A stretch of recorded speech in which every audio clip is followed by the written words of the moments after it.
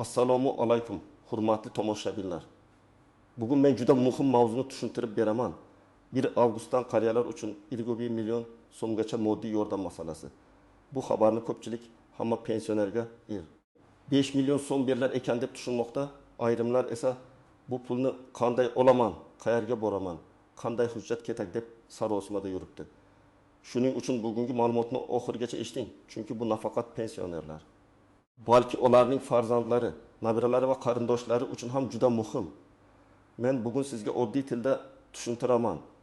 Bu 1,1 million so'm kimlarga tegishli bo'lishi mumkin? Kimlar murojaat qilishi kerak? Kimlar kutib o'tirmasligi kerak? Qaysi hujjatlar kerak bo'ladi? Qayerga boriladi va eng muhimi, qanday xatolarga yo'l qo'ymaslik kerak? Kanalga hoziroq obuna bo'ling, videoga like bosing, chunki bunday amaliy ma'lumotlar ko'pchilik oilalarga real yordam beradi. Avvalo, eng katta chalkashlikni ochiq aytib olay. 1 million so'm degani hamma qariyaga avtomatik ravishda beriladigan doimiy pensiya o'sishi degani emas. Ko'pchilik sarlavhani ko'rib, demak, avgustdan pensiyam 1,1 millionga oshar ekan deb o'ylashi mumkin. Lekin amalda bunday to'lovlar odatda ijtimoiy yordam, moddiy ko'mak, bir martalik nafaqa yoki muhtojlik asosida beriladigan yordam shaklida bo'ladi. Oldin ham mahalla orqali, inson ijtimoiy xizmatlar markazlari orqali, hokimliklar va tegishli ijtimoiy himoya organlari orqali kam ta'minlangan yolg'iz, nogironligi bor, parvarishga muhtoj yoki og'ir ijtimoiy ahvoldagi pensionerlarga turli yordamlar berib kelingan. Ammo ko'p odamlar bundan bexabar bo'lgan. Kimdir menga hech kim aytmadi deydi. Kimdir mahallaga borsam hujjat so'rashdi, keyin tashlab qo'ydim deydi. Yana kimdir bu faqat tanish bilish orqali beriladi deb noto'g'ri xulosa qiladi. Hozirgi o'zgarish shundaki, ijtimoiy himoya tizimida yordamni aniqroq manzilli qilish. Ya'ni haqiqatan muhtoj qariyalarni aniqlab, ularga pul, xizmat yoki boshqa ko'mak berish tartibi kuchaymoqda.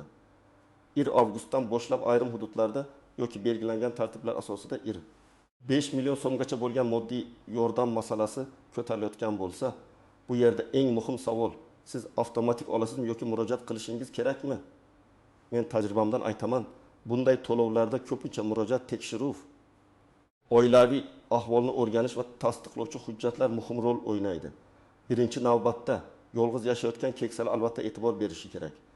Masalan, 7-2 yoshli onaxon yolg'iz yashaydi. Turmush o'rtog'i vafot etgan. Farzandlari boshqa viloyatda yoki chet elda doimiy yordam bera olmaydi.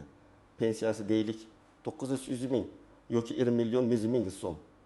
U kommunal to'lov, dori-darmon, oziq-ovqatdan orttira olmaydi. Mana shunday holatda onaxon mahallaga yoki inson markaziga murojaat qilib, moddiy yordam olish imkoniyatini so'rashi kerak. Ikkinchi toifa, nogironligi bor pensionerlar. Misol uchun 38 yoshli otaxon ikkinchi guruh nogiron. Har oy yurak dorilari, bosim dorilari va ko'z tomchilari oladi. Dorilarning o'zi oyiga 400-500 ming so'm bo'lishi mumkin. Pensiya bor, lekin sog'liq xarajatlari sababli kundalik ehtiyojga yetmayapti. Bunday vaziyatda men pensiya olaman, demak yordam berishmaydi deb o'ylamaslik kerak. Pensiya borligi yordam olishga mutlaqo to'siq deganisi emas. Asosiy mezonlardan biri insonning real ehtiyoji, daromadi, sog'lig'i, yashash sharoiti va oilaviy qo'llab-quvvatlovi bo'ladi. Uchinchi toifa, qarovchisi yo'q yoki qarovchisi bo'lsa ham o'zi og'ir ahvolda bo'lgan qariyalar. Masalan, bu o'g'li bilan yashaydi, lekin o'g'lining o'zi ishsiz yoki nogiron. Uyda voyaga yetmagan bolalar bor.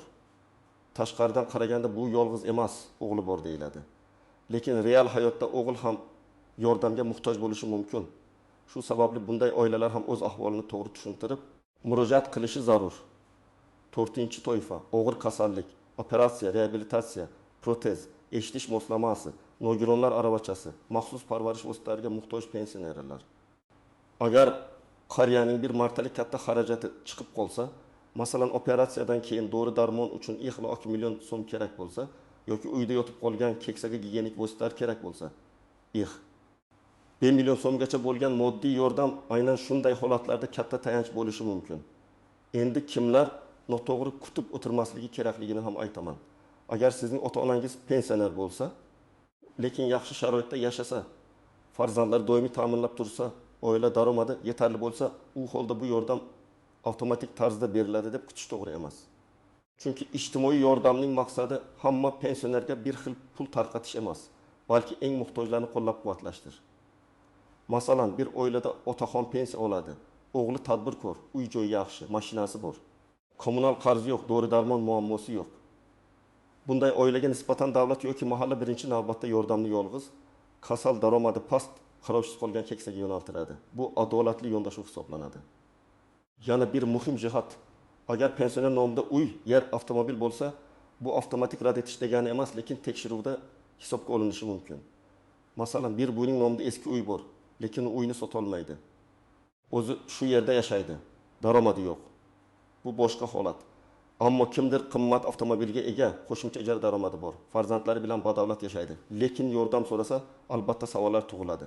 Keling, bir nechta real hayotga yaqin misol orqali tushuntiraman. Birinchi misol, 75 yoshli Robiya aya yolg'iz yashaydi. Pensiyasi 20 million ming so'm. Kommunal to'lovlar yozda 2 ming, qishda gerkulit ming so'mgacha chiqadi.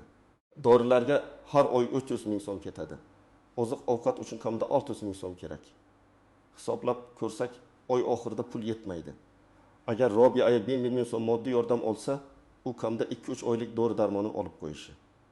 Kommunal qarzini yopishi yoki oziq-ovqat zaxirasi qilishi mumkin.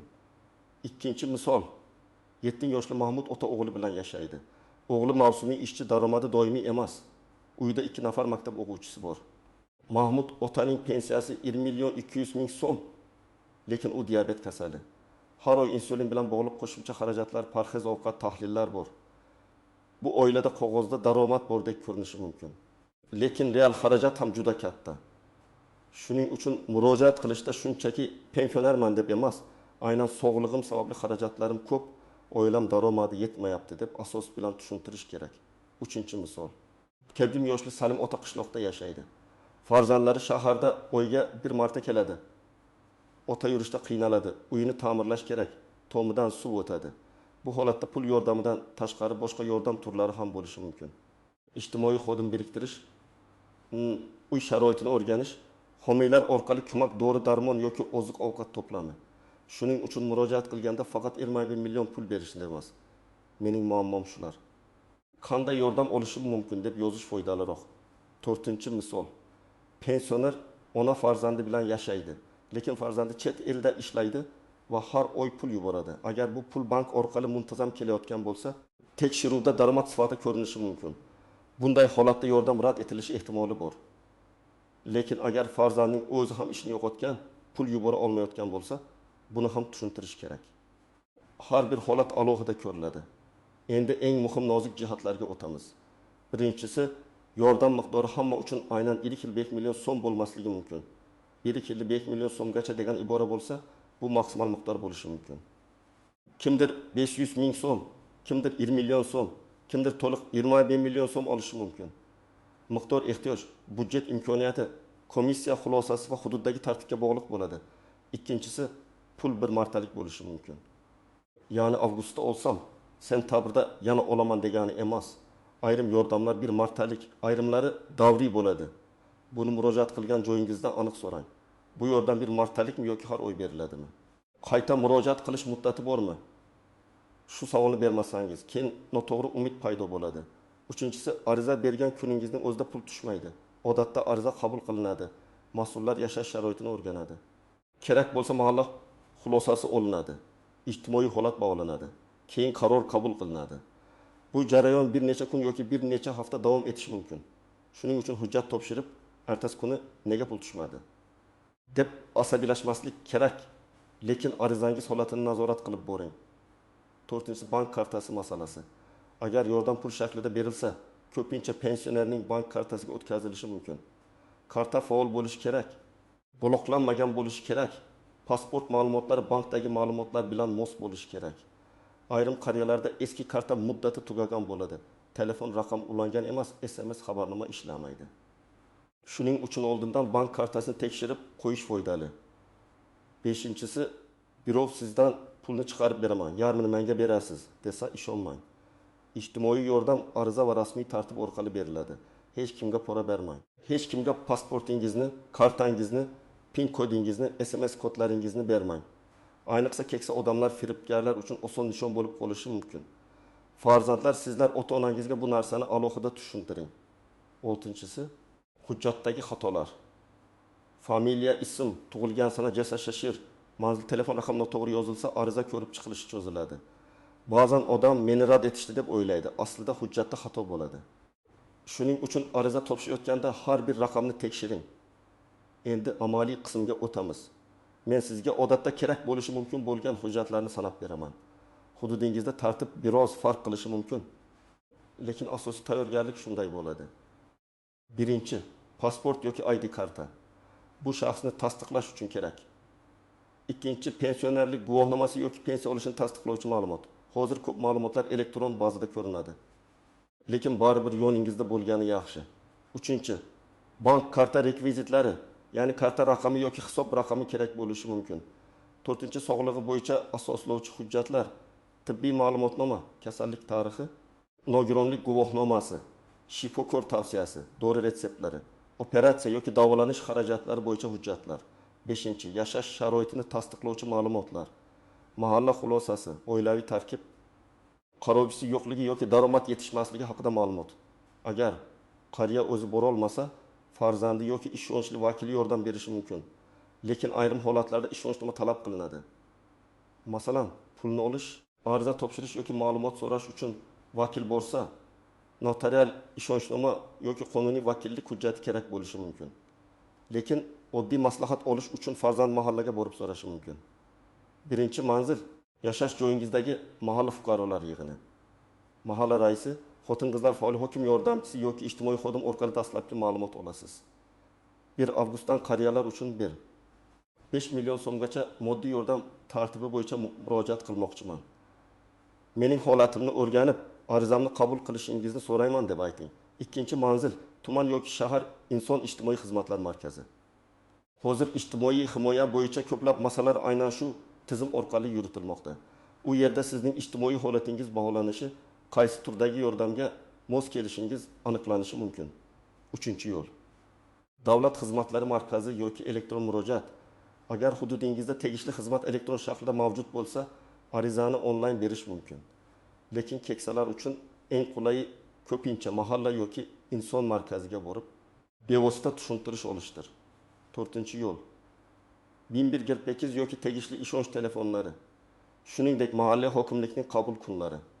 Agar mahallada sizni eshitishmasa yoki arizangizni qabul qilmayotgandek tuyulsa, yuqori turuvchi tashkilotlarga murojaat qilishdan tortinmang. Lekin murojaat madaniyat bilan, aniq faktlar bilan yozing. Arizada eng muhim narsa vaziyatni aniq, qisqa lekin asosli bayon qilish. Masalan, men falonchi 1902 yilda tug'ilganman, falon manzilda yashayman. Yoshim va sog'lig'im sababli doimiy dori-darmonga muhtojman. Pensiyam miqdori falon so'm. Kommunal to'lovlar, dori-darmon va oziq-ovqat xarajatlari sababli moddiy ahvolim og'ir. Menga 5 million so'mgacha moddiy yordam ajratish masalasini ko'rib chiqishingizni so'rayman. Agar yolg'iz yashasa shuni yozing. Agar farzandlari yordam bera olmasa sababini yozing. Agar kasalligi bo'lsa, tibbiy hujjat ilova qiling. Agar qarzi bo'lsa, masalan dorixona yoki kommunal to'lov bo'yicha dalil bo'lsa qo'shing. Ariza hissiyotga emas, faktga tayansin. Menga yordam beringlar, qiynalib ketdim deyish yetarli emas. Pensiyam 1 million so'm, dorilarim oyiga darajali 1000 so'm, kommunal 3000 so'm, yolg'iz yashayman degan fakt komissiya uchun ancha tushunarli bo'ladi. Birinchi qadam, ota-onangiz yoki o'zingizning real ahvolingizni baholang. Pensiya miqdori qancha? Har oylik dori xarajati qancha? Kommunal to'lov qancha? Yordam beradigan farzandlar bormi? Yashash sharoiti qanday? Bularni oddiy daftar varag'iga yozib chiqing. Ikkinchi qadam, hujjatlarni yig'ing. Pasport, pensionerlik hujjati, bank karta ma'lumotlari, tibbiy ma'lumotnoma, nogironlik bo'lsa guvohnoma, retseptlar, xarajatlar bo'yicha chek yoki ma'lumotlar. Hujjat qancha aniq bo'lsa, murojaat shuncha kuchli bo'ladi. Uchinchi qadam, mahallaga boring. Arizangizni og'zaki emas, yozma shaklda qoldiring. Arizangizni qabul qilinganini tasdiqlovchi belgi, ro'yxat raqami yoki hech bo'lmaganda qabul qilgan mas'ulning ismi va sanasini yozib oling. To'rtinchi qadam. Inson ijtimoiy xizmatlar markaziga murojaat qiling. Mahalla orqali bo'ladimi yoki bevosita bo'ladimi? Farqi yo'q. Lekin ijtimoiy himoya tizimida sizning holatingiz ko'rilishiga erishing. 5-qadam. Ariza holatini kuzating. 7 yil 10 kundan keyin borib yoki telefon qilib so'rang. Arizam ko'rib chiqildimi? Qo'shimcha hujjat kerakmi? Uy sharoitimni o'rganish uchun kim keladi? Bu sizning haqqingiz. 6-qadam agar javobi berilsa, sababini yozma so'rang. Nega rad etildim degan savolga aniq javob bo'lishi kerak. Daromad yetarli deb topildimi? Hujjat yetishmadimi? Mezonga tushmadingizmi? Budjet cheklanganmi? Sababni bilsangiz, keyingi safar to'g'ri tayyorlanasiz yoki asosli e'tiroz bildirasiz. Birinchi xato menga baribir berishmaydi deb umuman murojaat qilmaslik. Ko'p qariyalar aynan shu sababli yordamdan bebahra qoladi. Murojaat qilmasangiz, tizim sizning muammoingizni bilmasligi mumkin. Ikkinchi xato hujjatsiz bo'lish. Mahalla meni taniydi-ku deb o'ylash noto'g'ri. Tanishi mumkin, lekin qaror hujjat va o'rganish asosida chiqariladi. Uchinchi xato noto'g'ri ma'lumot berish.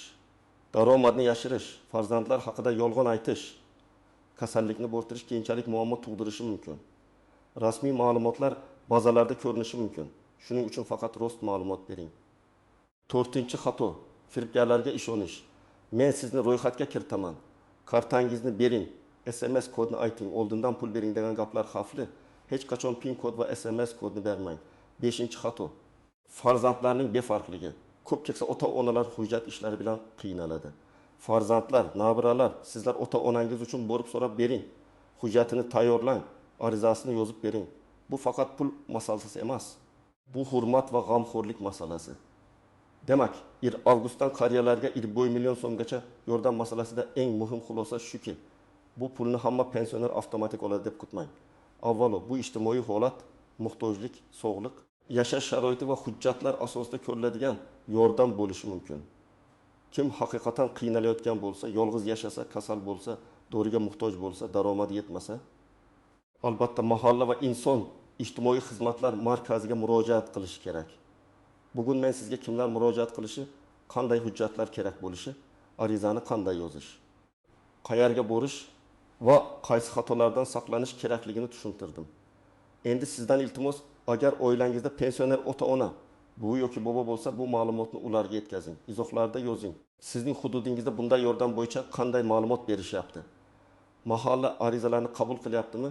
Kimdir olganmi yoki rad javobi bo'lganmi? Videoga like bosing, kanalga obuna bo'ling va yaqinlaringizga yuboring. Chunki bitta to'g'ri ma'lumot bir oilaning og'irini yengil qilishi mumkin.